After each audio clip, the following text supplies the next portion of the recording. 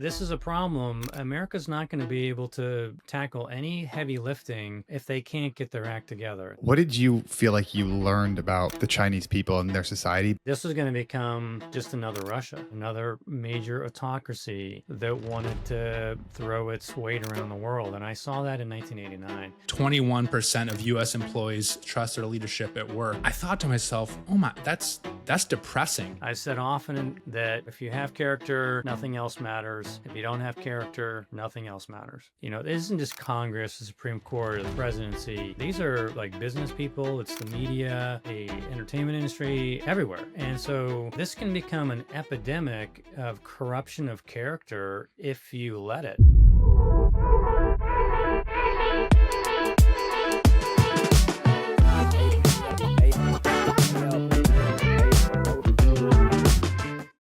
What's up, everyone? Welcome to another episode of the Adventure Capitalist Podcast. In this podcast, we dive into the world of adventure, investing, geopolitics, and entrepreneurship. My name's Austin Brawner, and I'm here with my co-host, Cody Shirk. What's up, Cody? Excited to interview another fantastic individual. I'm actually super pumped about this, and we're going to jump right into it. So today we have Mike Studeman. He's a leader, strategist, national security expert, author, speaker, and is a retired Rear Admiral for the U.S. Navy. He retired in 2023 after 35 years of service across a wide variety of assignments in various locations around the world. And some of these include, this is a long list, so bear with me here, but they're really exciting. So I'm just going to go down these bullet points.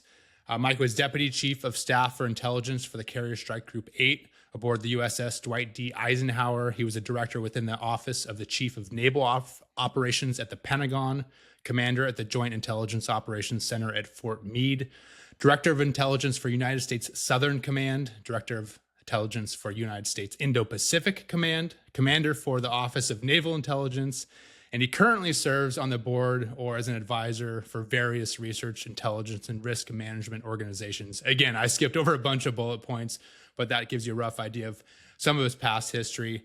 Mike has a multi-generational family history of public service within the military, and his experience with great leaders and being a great leader has given him tremendous insights on how to motivate individuals and teams for the best outcomes during complicated and stressful situations. So that is a super brief overview, but that's why I'm so excited to talk to Mike.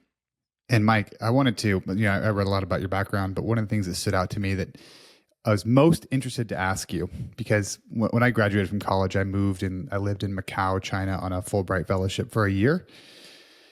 One of the things I realized from living in China, how challenging it is to learn Chinese. You speak Chinese. When did you take on that challenge? How long did it take you to get to the level where you felt proficient and that you could actually start to really conversate? And what interested you about Chinese that wanted you to go down that path? Yeah, thanks for the question, and really pleased to be on the show. Look forward to some tough questions from you guys.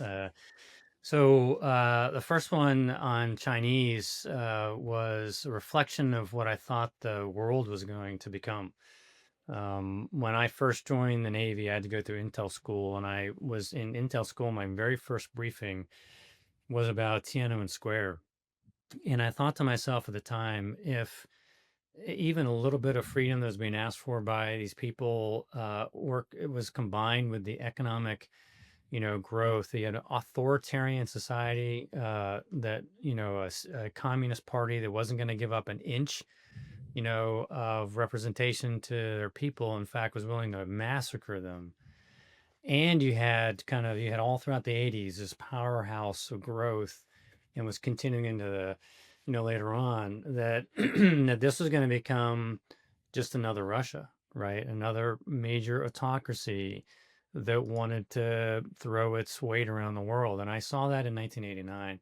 And I said, when the first chance I get, I'm going to go study it, and I'm going to really kind of dive in, because our education system here in the United States doesn't really cover Asia very much. And so by 96, I was in a master's degree program at Naval Postgraduate School, and it was linked with Mandarin Chinese at the time. And so I studied Mandarin for 16, 17 months, and I was pretty proficient when I came out of there. I mean, it's faded if unless you really keep it up, unless you're living there, it's really tough, right? So don't test me now. But it's all there. It's kind of the brain is amazing. Every time I visited China or Taiwan, the synapses start connecting. Like you don't even have to do anything. They just phrases will float into your head, and the longer you stay there, the more the mind kind of reaccesses what you learned. And so it's there, but it's just not as quick and ready as I'd want it to be. What did you feel like you learned about the Chinese people and their society by studying Chinese that you otherwise wouldn't be able to access? Yeah, my instructors were mainly from mainland China, and the most uh, serious, but could be fun loving. But one of them was a Red Guard.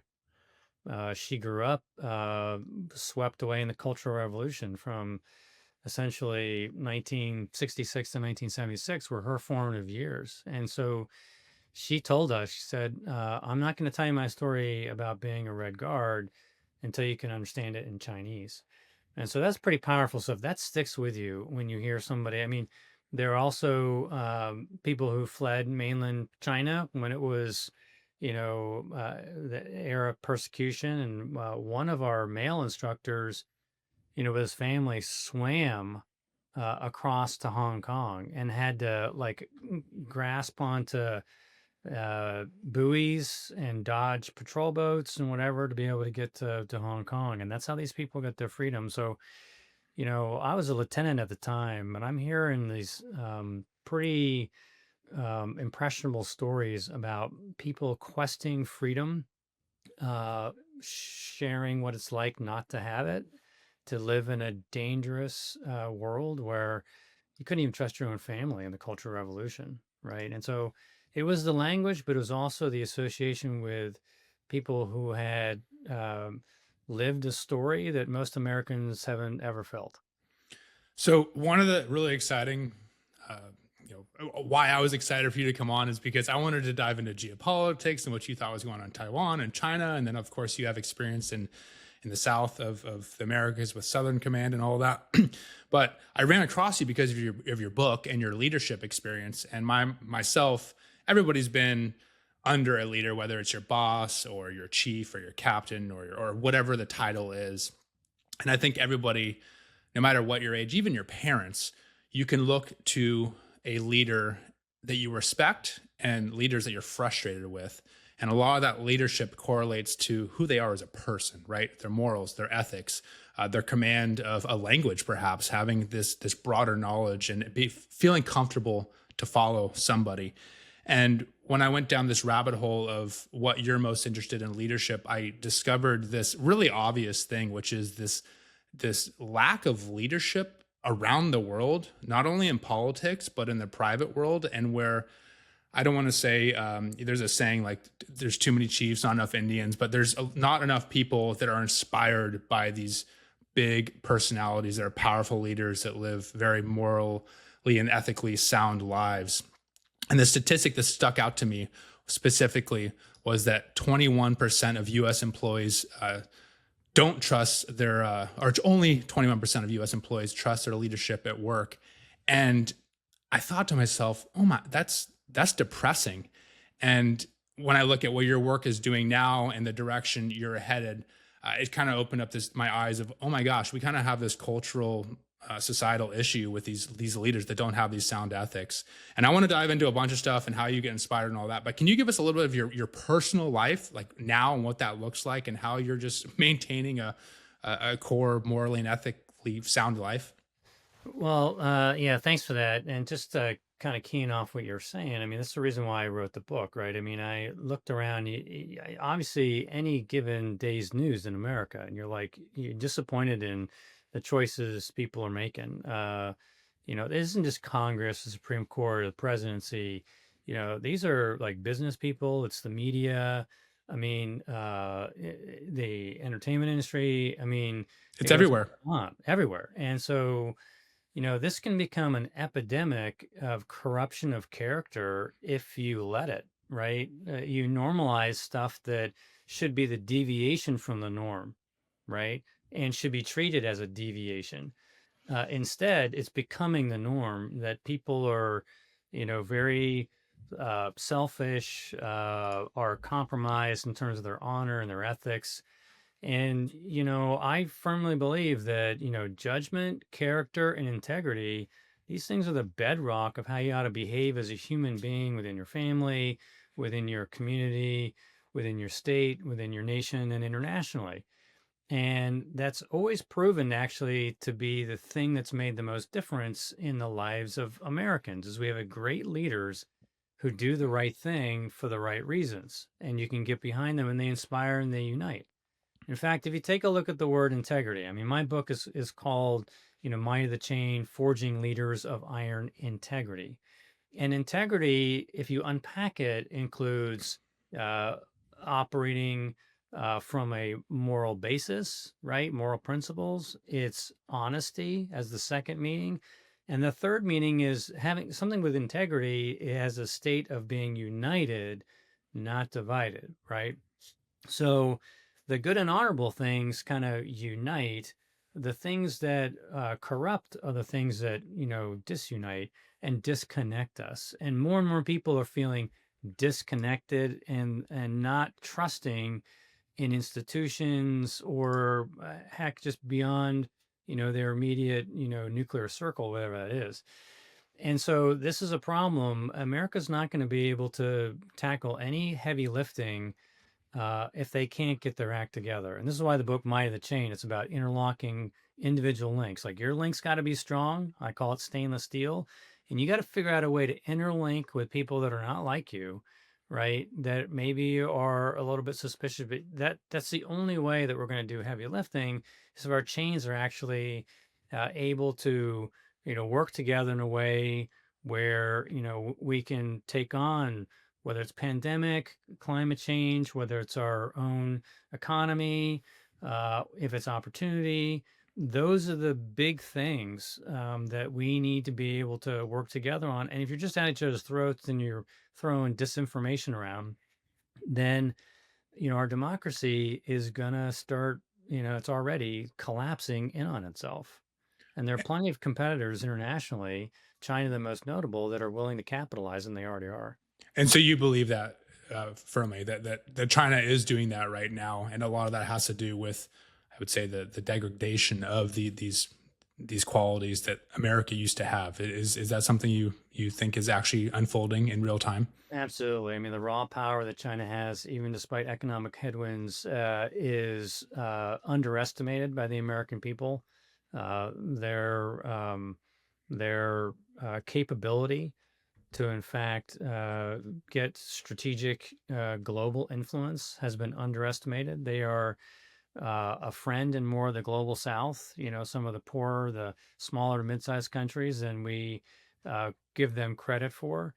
They have a propaganda machine that's operating 24/7, 365. It hides much of the noxious things about, China and the way they would lead the world, but it's effective and it resonates. And they're fully capitalizing right now on this America First strategy, this sort of return to spheres of influence and the willingness of Washington to abandon longstanding allies or devalue them or however you want to put it. The Chinese are already meeting with Europeans, South Koreans and Japan, to be able to fully step in as the U.S. self-displaces itself. So the Chinese are very active in terms of executing their grand strategy, a rejuvenation of the Middle Kingdom, and they have a very mercantilistic sort of neo-colonial element to it, and they're able to use their information machinery to hide much of that to look like they're actually standing up for international institutions, multilateralism, et cetera, et cetera. But guess what? People gravitate towards that kind of stuff, and they walk away from the kind of stuff that you see emanating from Washington today. One of the things you mentioned is that you can kind of feel right? The choices that people have been making, whether it's at levels of government that are not high integrity choices, or they're choices that don't feel like the choices a strong leader would make. Where do you? I mean, you're a student of history. If you're watching the YouTube, you've got your entire behind scene is filled with books from leaders of the past. When you look at America and you look at kind of the society and the choices that we've made, what do you think was the high watermark in terms of integrity and leadership as a country? And one of the things that I feel like we can always look back on the past, and there's often rose-colored glasses looking into the past, saying, "Well, this is when we were doing better," or we had a tighter connection as a society. What do you think was the higher watermark for American society around leadership and hard choices? And what was the turning point in your mind? Any moments, eras that shifted us into this kind of, I would consider, a downward spiral? I don't know if you agree with that. Thanks. People go back to Washington, and he was such an upstanding guy, great horseman.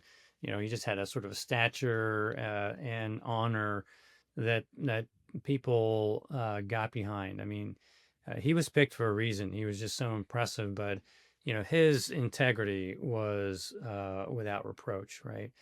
And so, in the classic scene was him giving up power, right, and turning leadership over to civilian government, and that's always a powerful historical example about how to do it right, through hardship and through a great deal of uncertainty, and because of this care for democracy and for starting us out in the right way.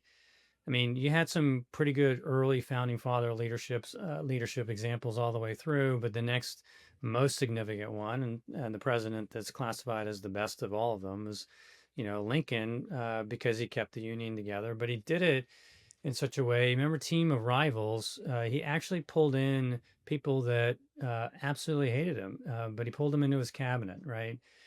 And so he did that because he was a uniter in every sense of the word, not just in terms of he's willing to put, the armies of the North against the Confederacy to keep the Union together and to abolish slavery, but he actually walked the talk in the White House actual, with some of his closest advisors being ones that had been dead set against his political agenda. And he did that because he understood that there had to be some way to reach compromise, to be able to allow people to express their views, and to be able to factor that in, and people feel like they were close enough, to the decision making, so they wouldn't exercise that power in a different, more deleterious way, right? And so Lincoln, I think, represents how to do that right. But you can go to FDR, and you can say that's another, great challenge of our times in World War II. And, he had the whole lead up with the Depression, and, what it took to walk us out of something with the Civilian Conservation Corps, like all these other programs that were designed to recover and heal, and then get ready to undergo a very traumatic global, combat environment.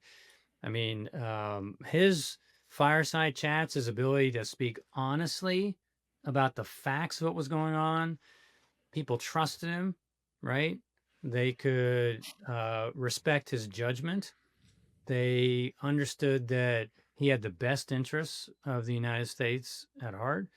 And so they're willing to, support FDR. And that was crucial to our ability to overcome some of the biggest things that we ever faced as a nation.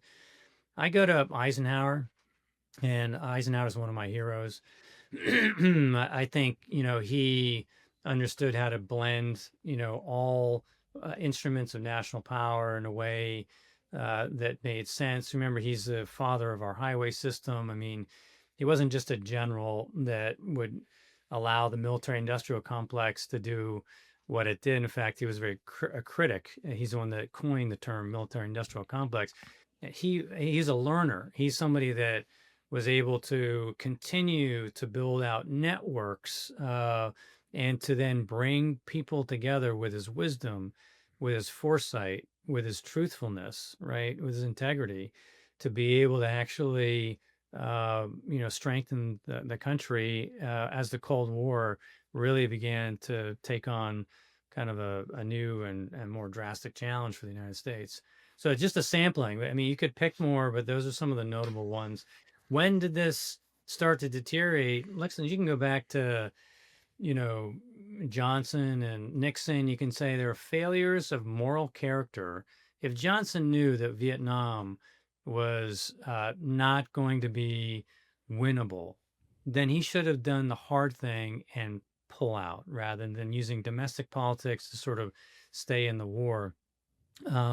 Nixon, of course, personal failures left and right, very self-centered, oriented to his own political advancement. So I think you saw that in the 70s, we began to have some concerns about whether or not our presidents truly were up to the job, right? You had all these moral character flaws that then had serious consequences for the nation. Look, we had plenty of presidents since then that were upstanding and upright. But I think that, POTUS 45 and 47 have essentially brought us to a new low in terms of the importance of character, integrity, judgment, etc. And it's just it's a crying shame for the American people. I believe you have good intentions, but if you can't actually use your office to unite and bring people together, if you're actively cleaving them, then that's no way to run a railroad, right? And so the trust is at an all-time low, except for 40% of the population that seems to be immune to character and to judgment.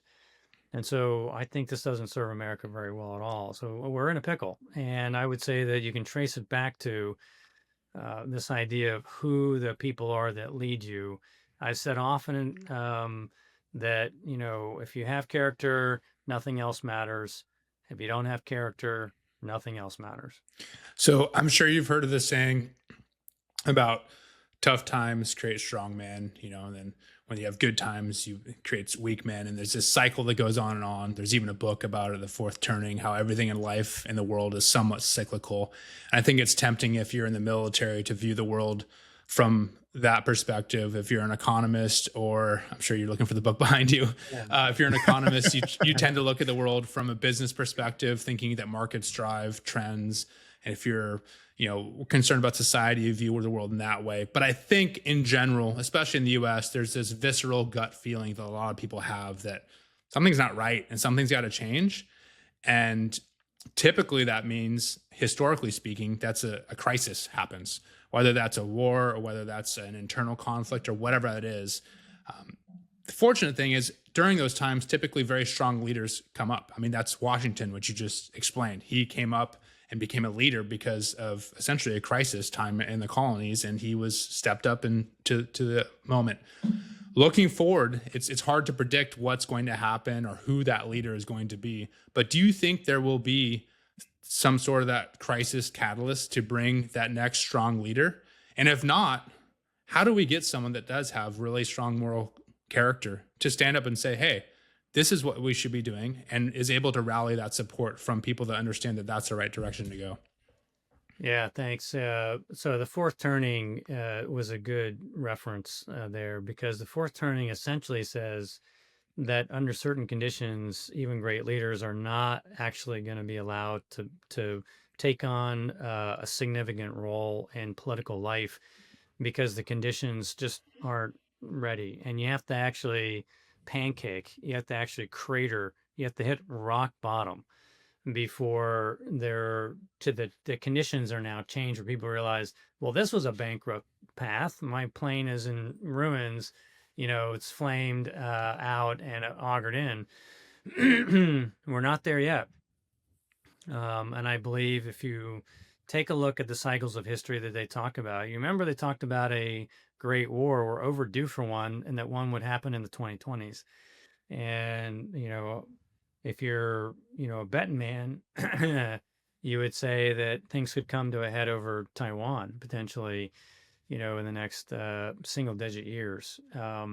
And, it could be that America presumes too much about whether or not it can actually win, a conflict with China. And what would that do to the country if not only are you economically isolated, diplomatically isolated, because you went America first, but then you ended up losing a significant contingency, there in the Western Pacific? That would look pretty miserable to the American people. And they'd wonder, who do we actually need now to take us on a different path, right? And so the fourth turning to me is just one more reinforcement that we're just not yet reaching nadir, but we're almost sprinting to the bottom. And part of this is because of the moral character and the judgment issues. So yeah, I'm worried. I'm really worried about how this is going. Now, look, with all leaders, you get. I'd love to have American manufacturing, be restored. I want Americans to have good jobs, high-paying jobs. Well, there's nothing wrong with the intent there, but how you do things and the way that you do things as a leader matters just as much as what you're trying to do, because the end doesn't justify all means. It's not Machiavellian. So be careful. Like, there's some dramatic things sometimes you need to do that can roil, a nation or an organization to be able to, make change. However, some things, if you're going to do that, right, if you're going to set out on that path, you need to have a clear vision. You explain how long it's going to take to see that vision through. You need to use honest, informed information to be able to justify what you're doing. And you need to be able to set expectations and then update people along the way and continue to inspire them to work together to achieve that goal. That's how it works, right? So there's no question on intentions. I don't think any president comes in and, is thinking, here's how I'm going to destroy the country. Everyone wants to make it, better and more capable and support and in support of our democracy and our future. But the means and the ways really do matter, and how you carry yourself throughout also can be a source of repellence or attractiveness. You can be a magnet for good, or you can repel people away. And when you repel them because they can't trust you, you're not going to have them deploy their talent in service of whatever you're trying to do. This is a fundamental thing that all leaders know. So just a quick follow-up question on that. I'm reading between the lines here of what you're saying with the possibility of the conflict in the Western Pacific, and of course the leadership within the US and globally, but in the US, of this just chaotic, confusing roadmap. And anybody who has been behind a strong leader knows, of course, the character counts, but also understanding where you're going, understanding what the path is and what the goal is very important. That's how you get buy-in. And I don't want to drop names too much because I'll probably get schooled on this, but I think maybe the last big military person to serve in office recently, maybe McCain. Before that was really Eisenhower, I think, as far as being a president leader who has had real wartime experience. Do you think we will have another president in the coming, let's say, decade that has real military experience? Because it seems for the past, I don't want to name all the names, but there has not been this traditional clear path that the people can buy into. I don't see anybody on the horizon right now. I think, Colin Powell had a potential there, and he was a White House fellow and obviously Secretary of State and chairman and all that. I think he had probably the best contemporary chance potentially if he was going to throw in for it. So he's passed, unfortunately. He would have been very disappointed about what he sees, what he would have seen in America today. But I don't see anybody from the Middle East wars, rising up and expressing an intent to be involved or maybe have the capability to do so. So I think we're gonna have to wait some amount of time there. Look, for many people who are in the military, politics is this ugly, ugly side of life, and so most people don't want to have any part of that. They've had their family make sacrifices as they've done a very tough, military life, moving around all the time, taking hard jobs, not being with them. And what are they going to do? Like, they retire and now they're going to go back into the fray, where if you're politically aligned one way, you get the other side of the politics creating these extremists that go threaten you, the death threats, or harass, and there are very few people that I know that have the appetite to want to step into that form of ugly. And that's what, our politics, have become. Even if you're righteous, even if you speak honestly, you're going after the right issues or whatever, people, the disinformation kind of all out, there'll be smear campaigns, it, right? There'll just be a bunch of endless crap that comes out that's designed to, malign who you are and what you stand for. And most American military folk, I think at this stage, just aren't willing to dive into that kind of swamp. Well, one of the questions that I've increasingly spent time thinking about related to leadership, and it really parallels to some of the stuff that you're talking about. In the world, and especially in the world of intelligence, security, you deal with a lot of gray areas, right?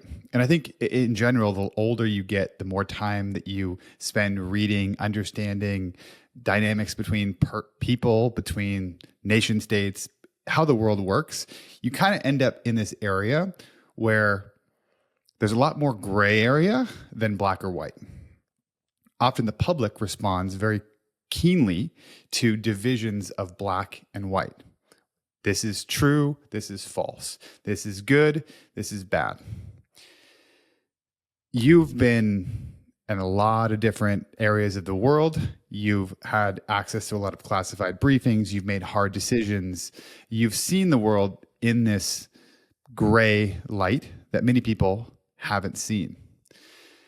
How do you think people, like, the future of leadership, and the area that I see is like this huge struggle, is that the people that are able to deal with the gray area and are nuanced and balanced and extremely clear about their vision, even if it's a challenging vision to, decide what's good or bad, they often get drowned out by people who speak in hyperbole and are more clear with their black and white distinction.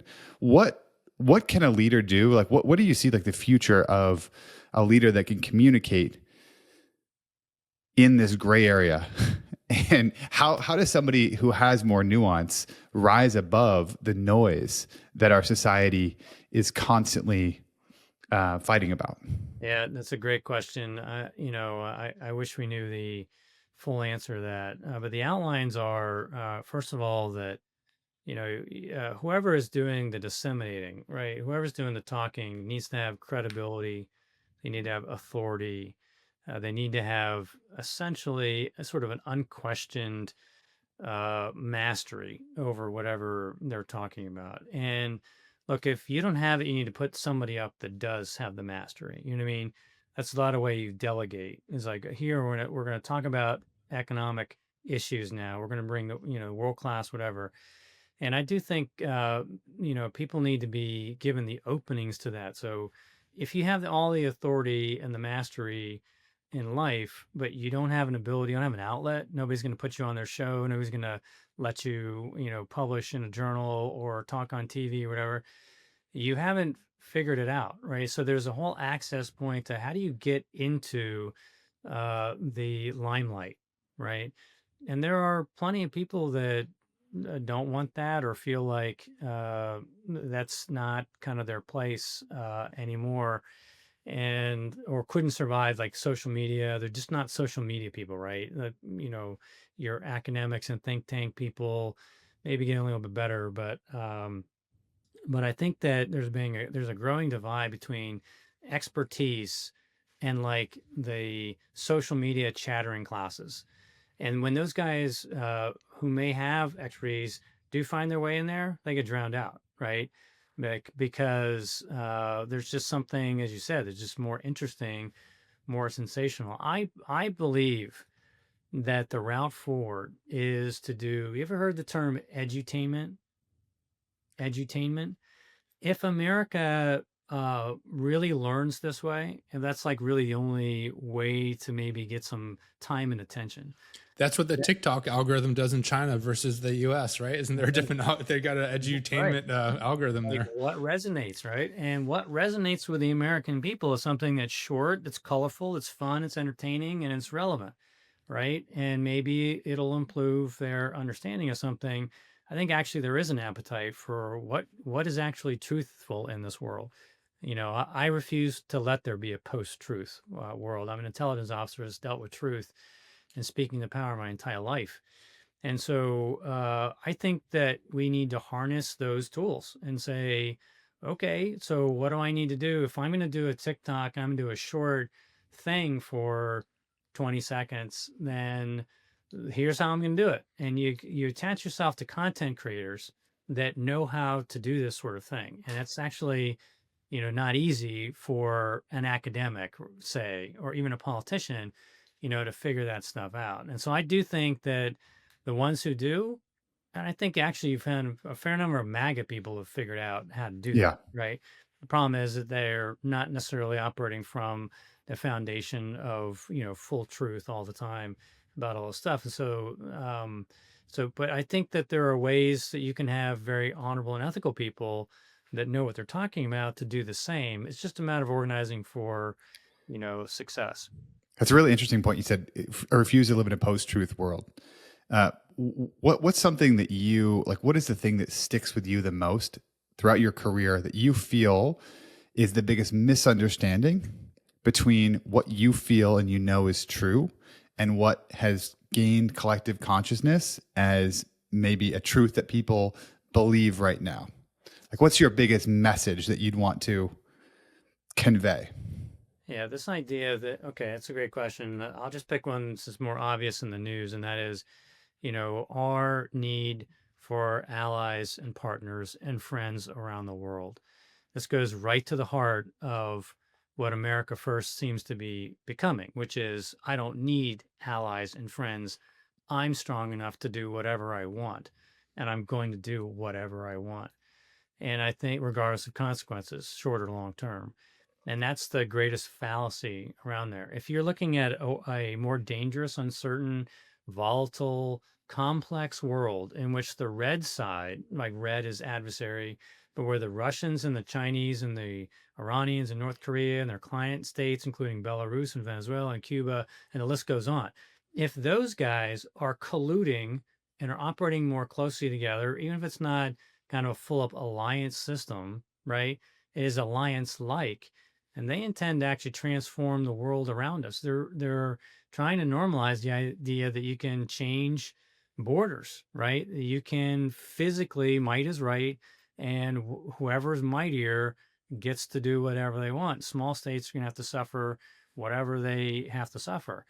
And that's just a world that's going to end up with more friction and wars and chaos.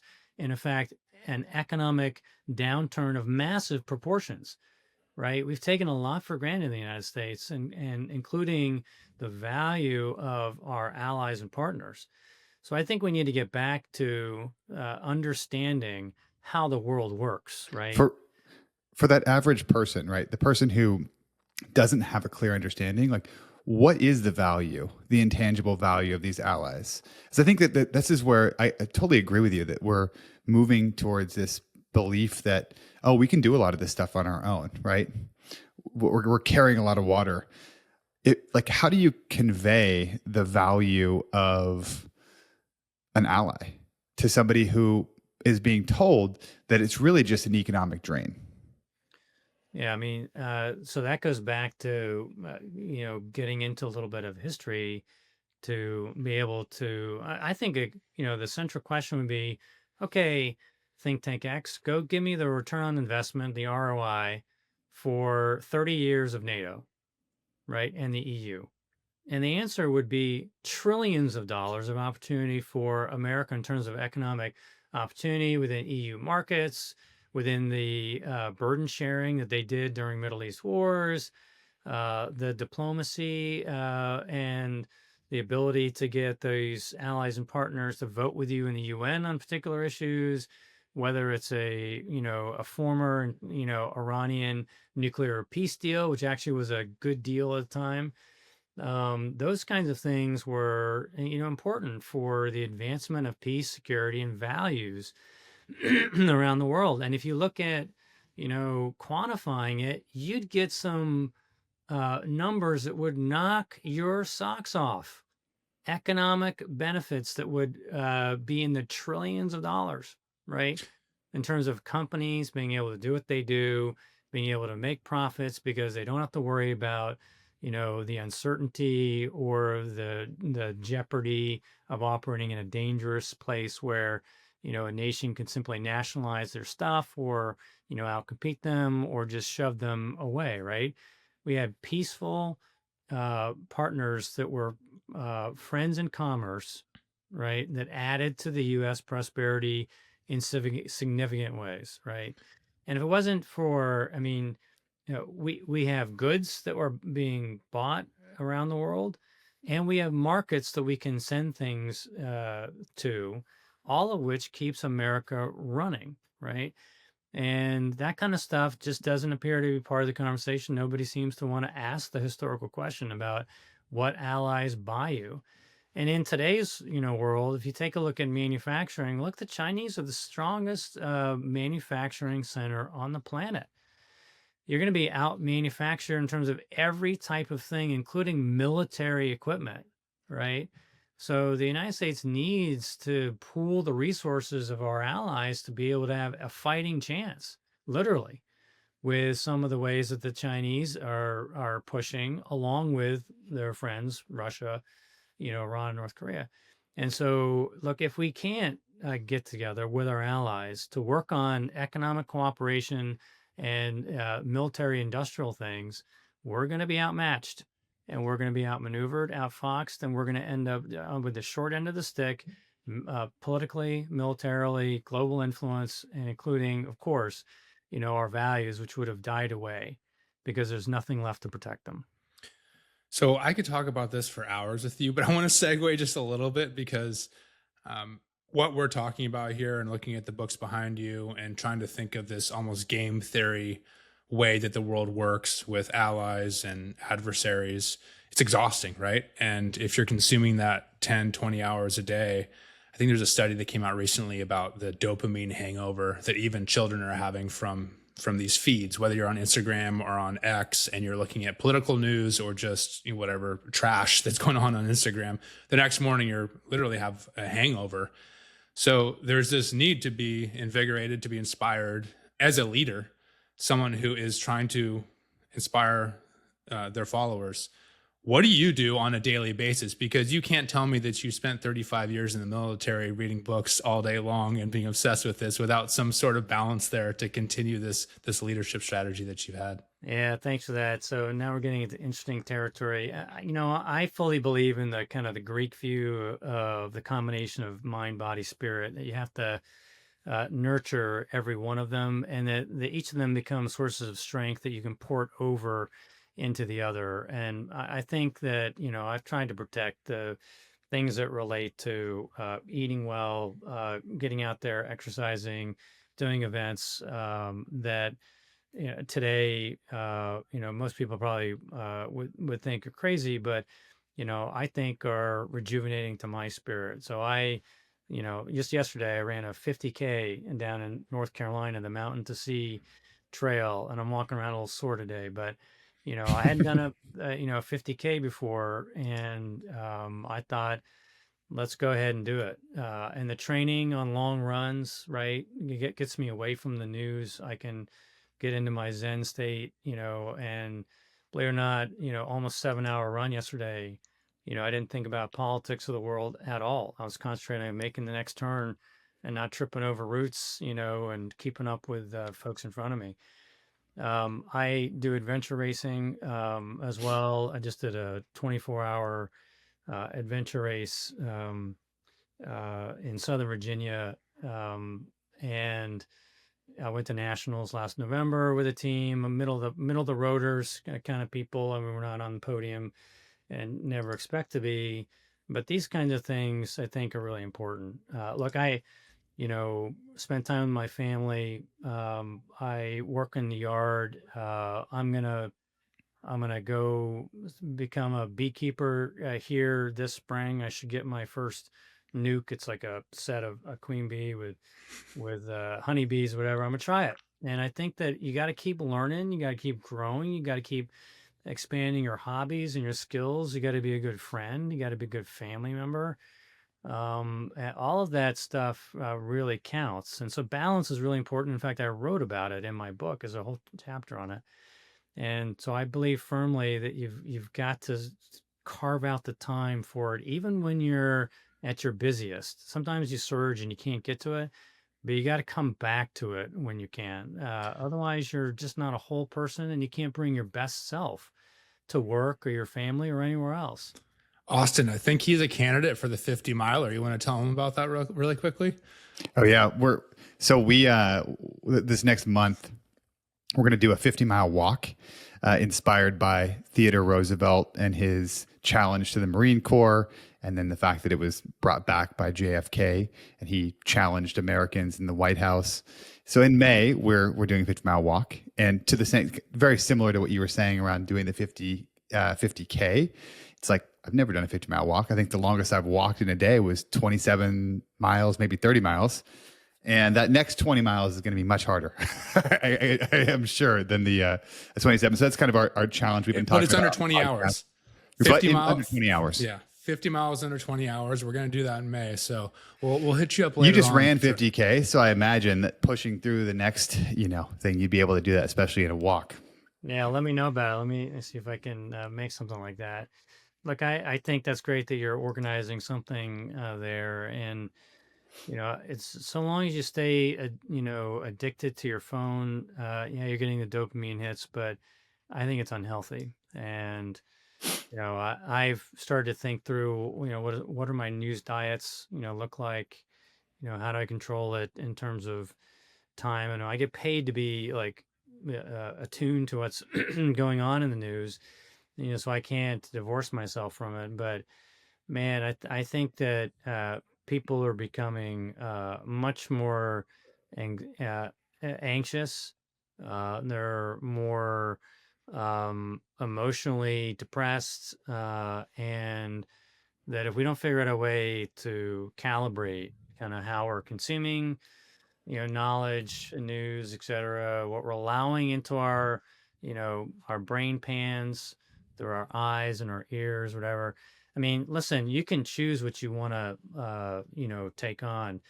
Instead of watching sort of the, White House press conference or whatever, because some sensational thing, how about you watch a TED Talk? Seriously, just do a 20-minute TED Talk, right? And that'll probably counteract this, whatever. Choose wisely what you're reading and consuming. Like, there's a chart that shows you what's extreme right and all the news outlets that are extreme right, the ones that are extreme left, and then they work their way in the middle. That these things have been produced for years, and you can kind of pick and choose where you want to be. And trust me, if you're on any of the extremes, you're not doing your brain a heck of a lot of good, because you're getting a very skewed understanding what's happening in the world around you. Go for news sources. And for me, as an intel officer, you validate, what I mean? You have media literacy. You have to make your own judgments, like who's it from, what's their angle, how true is this, where are the sources, whatever.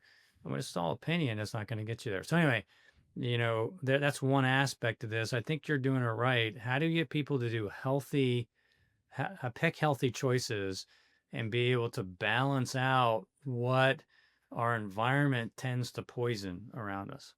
One of the things Cody and I have talked about at length, and one of the reasons we are kindred spirits, is we both have gone and done a lot of really intense travel out to, places far off still on the map, but far out there.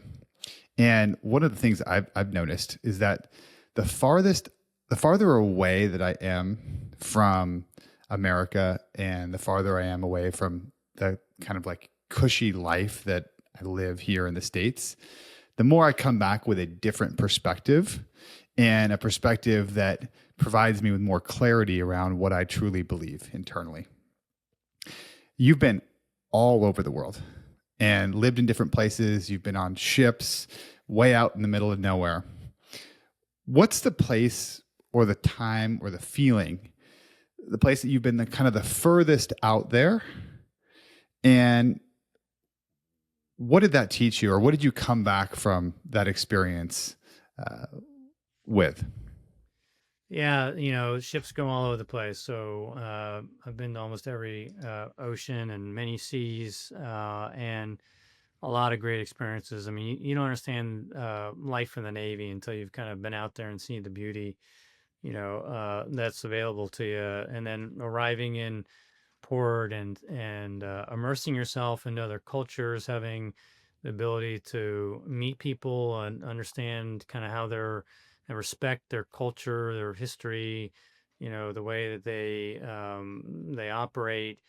And so I think you get a more cosmopolitan view. You just have a different kind of respect when you're the one in the minority, where there are very few people around you that actually speak English. You have to work your way in just to do the basics. I mean, I think American hubris and self-centeredness is part of our problem. And I think, even just one or two experiences as a youth, right?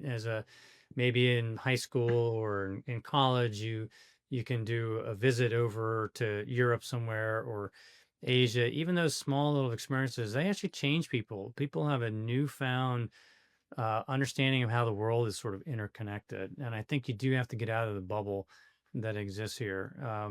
One of my favorite things was going to India. I was with the Seventh Fleet. I was on the flagship. I was the assistant N2, or the assistant fleet intelligence officer. And we traveled all over the Western Pacific, and we ended up pulling in to an Indian port. And my buddy and I, typically, I used to pick one person because we have to double up for safety. We always try to kind of leave and go do the farthest thing, right? And we went immediately south, and we ended up in some small Indian village, but there was a shrine, there was a kind of a religious center there, and we spent time these beautiful Indians with their saris, with the leathered, dark skin of these men. I couldn't take enough, pictures, whatever. I remember crossing back on the Bay of Bengal eastward after this, and the sea is completely calm. In fact, it's so calm it's like glass. And I'm looking out there. I'm reminiscing, about our recent kind of otherworldliness, going into this Indian, village and immersing ourselves, and these flying fish just start, coming out, just huge schools of them like you've never seen before. And they're kind of just off the bow of our flagship. It's one of the most beautiful scenes that I can recall. So lots of different experiences. Every Navy person, has that sort of thing. But I agree. You need to get out there. You need to get out there to grow yourself and to understand how things are really working, and maybe you find some newfound respect for people coming from another place in the world, but have all the reason to get your dignity and respect and cooperation to be able to make our way forward and make the world a better place. So we started this conversation off about how there's a feeling, especially amongst younger people, of kind of being lost at sea, and this lack of leadership, these lack of big personalities that have they're strong characters. And, for me personally, and I know Austin too, we're very curious, adventurous people. And it's almost sad to see this lack of adventure in younger people. And I know you're 2 years out of serving the military, and you're a little bit in a career transition. I know you're still working with a lot of private sector companies and advising for other organizations. But if you were in your, say, early 20s or younger, and you're looking at the world of today, what would you say someone should do? Should they go to the Navy, go see the world? Should they go in the private sector? What is really exciting to you right now, knowing from your unique position of having a global intelligence of where opportunity is and where adventure is and where there's some inspiring, exciting thing for someone to chase after? Yeah, I mean, that's a big question. Like, what advice do you give to somebody starting off? And listen, I think more people uh, will face a very complicated and perhaps scary world ahead. And so we've got to make sure that we're ready for it. And so preparing yourself for this world, where a job isn't guaranteed, where you never know really what's going to happen next. Think about just climate change alone with what the amount of resilience required, just, nationally, internationally, to deal with extreme weather in all sorts of places that you never had to worry about it before. I mean, where are you going to live to be safe? Right. And it turns out there are not very many places where you're going to live that are going to be safe. So you've got to have all the knowledge and the preparation required to live in the 21st century that looks like it's unfolding here. And I think that to the extent that you poison yourself with poor information, you'll be less able to deal with that world. If you can find sources of knowledge and they exist in all forms and all formats, then that will help you. Then you'll be much better off. So the question is, what is your personal agenda, your campaign to keep learning? So you may have graduated from college, but if you stop learning, I don't think you're going to do very well in this world of ours. We've got to watch the right kind of things that may be over through your screens. You need to have, some of these back here. And I highly encourage people to actually read from legitimate sources. If you're internationally engaged, you got to be reading the Foreign Affairs and you ought to be reading The Economist regularly. If you want to do anything in national security, you need to have those kind of things to understand what's really going on in the world. Biographies are helpful. Leadership books are helpful. You can read mine as a start. But there are lots of things that are going to be sources of wisdom that you're going to have a campaign to tap into them. Because if you're passive and it's just the stuff that's going to kind of be thrown in your face by TV or your iPhone or something else, you're just going to be overwhelmed with stuff that's not going to be as helpful. Like my advice is for young people to really carve out the time and to think through what slices of your day you're going to actually go after proactively the knowledge that I'm talking about. You know what I mean? And then we were talking right before the show began that when I read a book, I highlight it, right? Critical parts so I can go back to it. So any one of these books, if I pull it out, I can go back and re-access that wisdom and that experience. And so everyone's got to find their own techniques. I keep a journal and have since I was in my 20s, which I think is really helpful to get down my thoughts and whatever. And I think there's a form of therapy in that. But I also, like you guys, I go out and go, what can I do? I have a good friend from college. We do micro adventures. We did one in Utah. We're doing all of the slot canyons, right? And we went out, we're like, okay, we can't afford 1 week, but we can afford maybe a long weekend, right? We can leave on Friday on a plane, get into the Midwest, do, 2 or 3 nights of camping, and then come back on a Monday. And we realized that's the formula that works for us. What formula works for a young person to do something similar to get out there? And look, there's this whole thing on nutrition, and we talked about, physical activity. You got to figure out what works for you. Some people can't do heavy lifting or they can't do, long runs, but you can do other things. You can swim, you can walk, you can dance. You can do, there's a whole bunch of stuff. And I would encourage people to hold on to their passions for as long as they live. They should be developing and nurturing those passions, because it's amazing how they will see you through the hard times. So those are a few points of advice that I would offer. I really love that. And I love the micro adventures. Cody and I have talked about micro adventures on the show. We also are on the same page. I think part of my experience is as I've gotten older, the time is more valuable, right? So it's harder to pull together the same thing that I was doing when I was in my early 20s. Take 2 weeks, 3 weeks, a month, go on a train across a country. That's much more harder and to access at this point. But those micro adventures are super, super valuable. One of the things you were diving into was these books and this, I think you described it as a campaign to educate yourself and to continue to learn.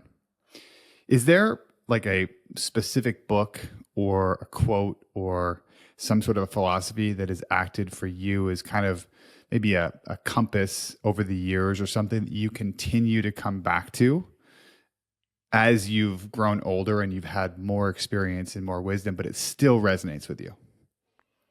When I was young, I was very shy. I wrote about this in the book, and very inward.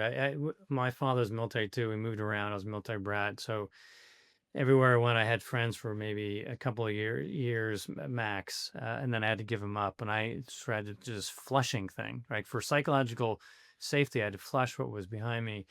And so, every new place was an adjustment. And so that's sort of this wariness, right? That comes when that's kind of your childhood. And so I was a watcher. I was an introvert, and I was very observant. I would find my own adventures all over the place. In fact, I had some wilding years when I was 10 and 11 in Italy, which I have two stories that I wrote about there. People tell me they like those the best. Um, but I didn't raise my hand in class. I didn't do anything else like that. It's like that's too obvious. And then I was reading Reader's Digest. Reader's Digest was a series of stories, and there's always dramatic things too. They had quotable quotes. They had humor and uniform. They just a variety of different things in Reader's Digest. And then I remember reading this one quote, and it said, "Many a man is praised for his reserve when he's simply too proud to risk making a fool of himself." And I read that again. I'm like, damn, that's me. I am too proud to risk making a fool of myself. And I realized that being like shy and retiring was really not the way to do it. So actually I had that quote, I wrote it down, printed it on a piece of paper, put it by my desk, and I'm like, okay, what are we going to do about this? Because I don't want to be too proud. I'm going to have to risk, more than I was comfortable with. And I began asking questions in class because I really wanted to know the answer to this too. And I didn't care what anybody else thought. I'm like, if they think me a fool, they think me a fool. But I'm going to ask this question. And I began to tackle my pride issues. And so I was able to eventually become much more forthright, much more confident, became much more of a risk taker there. So that quote still, stays with me. There are times when I'm like, you got to dive in. It's uncomfortable. It's scary, but you take the risk. It'll be worth it every single time. I love it. I love it. That's a great one. I think there's not a person on this earth that does not resonate with at some part of their being. The time when you always think about the time you don't say something when you wish you should. Right. It's always a thing that comes back to it. Some people regret saying things when they shouldn't, but I'm more on the spectrum like you. My kind of last question to wrap this up here is, now that you've traded in your uniform for more of, let's just say, the pen and the microphone, what mission do you feel that you are embarking on right now? And how would you define that? And do you define it, or is it exploration? What do you look for? What are you looking for right now in the next chapter? Yeah, my wife started seminary, and so she's in her second of 3 years, and then she's gonna do associate pastor thing, wants to become like a hospital chaplain or assisted living chaplain or whatever. And she's supported me through so much of my career, which I actually label our career.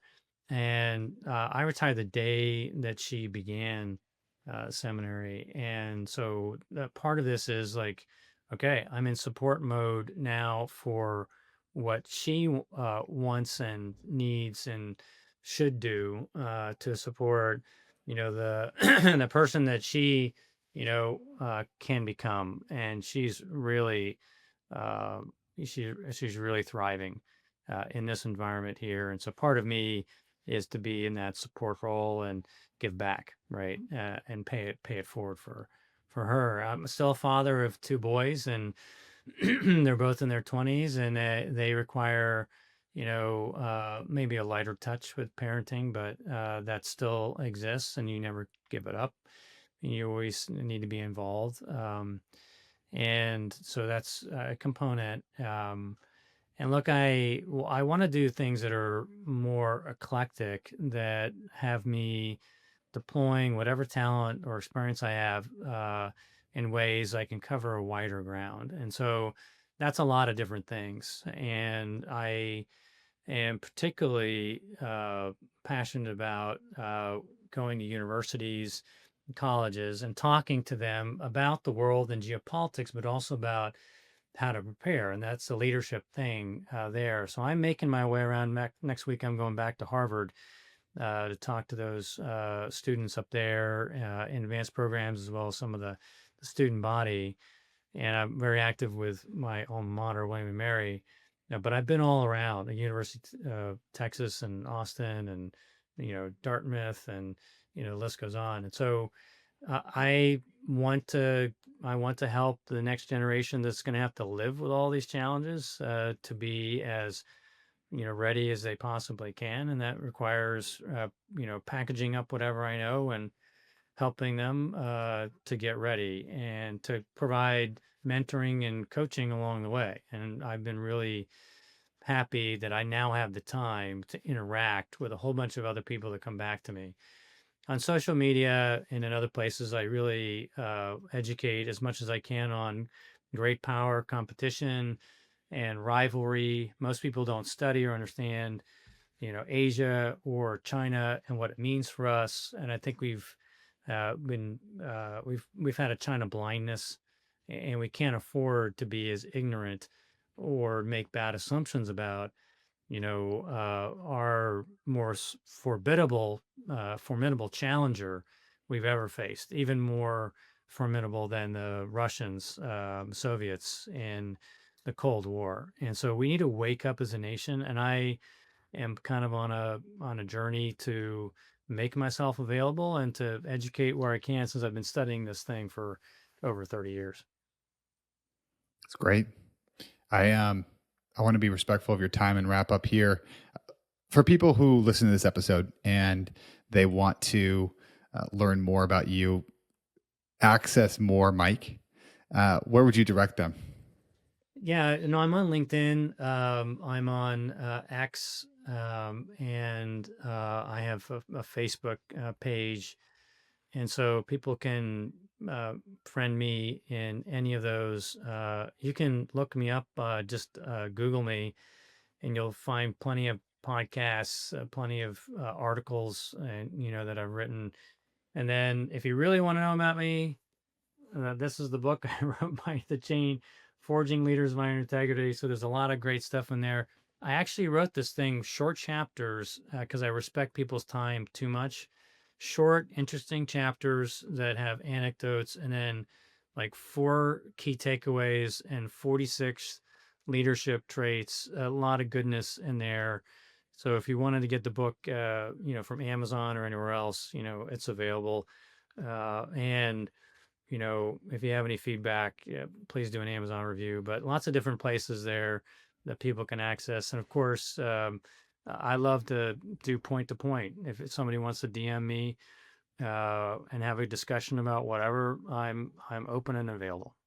What last question is, what's your next biggest adventure you've got in your calendar? Well, I am since I'm just done with the 50K in a 24-hour adventure race. I have to see what the next series would be. I may work my way up to the Nationals in September again. That's in Arkansas, so that'll be part of kind of my program of training and being out there. But I was thinking about maybe going on the Potomac and trying maybe a small boat, kind of kayaking kind of thing. Actually, when I was doing a training run, I found a course where they hang, those vertical lines that allow kind of kayakers to go back and forth and do a slalom course. I found it on the Potomac running by on a 24-mile training run. I'm like, I want to come back here and try that, So I may add that to the portfolio. We'll see. We'll see what Lynn has to say about it. Mike, thank you so much. Really, really appreciate it. And yeah, we'll talk soon. Thanks, Mike. Anytime. Thanks, guys. Appreciate it. Enjoy the talk.